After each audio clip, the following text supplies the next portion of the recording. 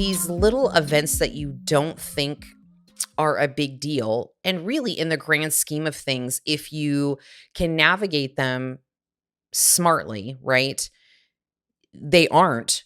But if they derail you and then they derail the week after, and then it's another week for you to get back on track, and there's just all these hurdles because of one weekend, then they add up, and then you're not setting yourself up for success for the remainder of the year, right? And actually for your life, to really realize that you can navigate these things and not turn into a total shit show.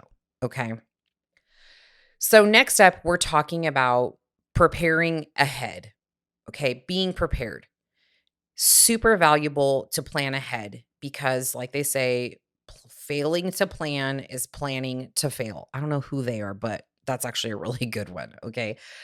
So giving yourself a little plan and some strategy will go a long way. So, again, if you're hosting, then researching some healthy recipes for holiday meals. I've done this many a holiday, okay, when I was either coming out of a prep. Generally in November, I typically would never prep. I have once, maybe twice around Thanksgiving, and I will never do that ever again. Well, you know what I mean? So, with that, I was usually coming out of a show because I would have done something in the fall. And so I'm still like in the post show recovery phase where I'm trying to not gain a ton of body weight too fast. And so generally, my Pinterest, I don't know how to, I guess I can always link up my Pinterest here, but there's some old pins on there. And I literally constructed an entire Thanksgiving dinner around healthy recipes. I believe I've used the same ones or similar ones for Christmas. And y'all, nobody complained. Nobody died. Everybody was like, this is really good. So, and so good, in fact, that my daughter, who does not particularly care for green vegetables, asks me almost every holiday to make my healthy Brussels sprout recipe that I found on Pinterest. So, again, there's options for you to be armed with better choices. So, planning ahead, researching healthy recipes, looking for healthy snacks, things that you can either do as the hostess or contribute as somebody, as a person who will be attending said party. So that's one key thing for preparation.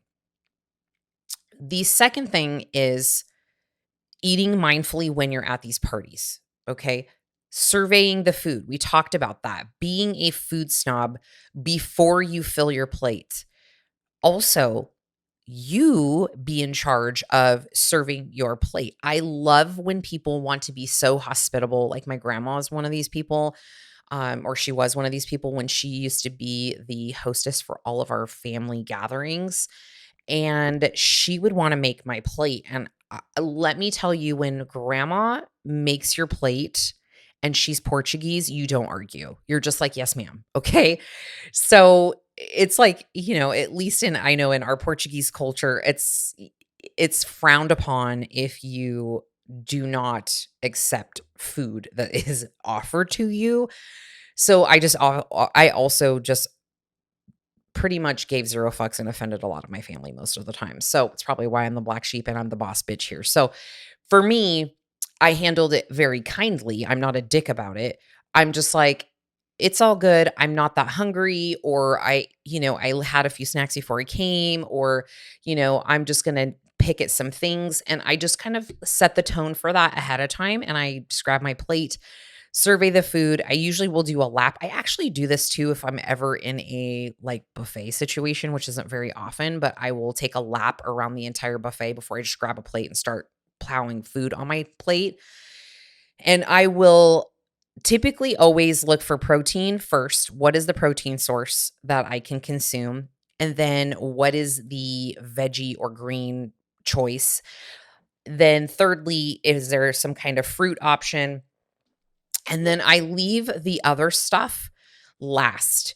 And I'm really mindful of the portion sizes. Okay. So bulking up on some protein, copious amounts of veggie, those two things are going to provide some fullness factor and set a nice base layer in your tummy.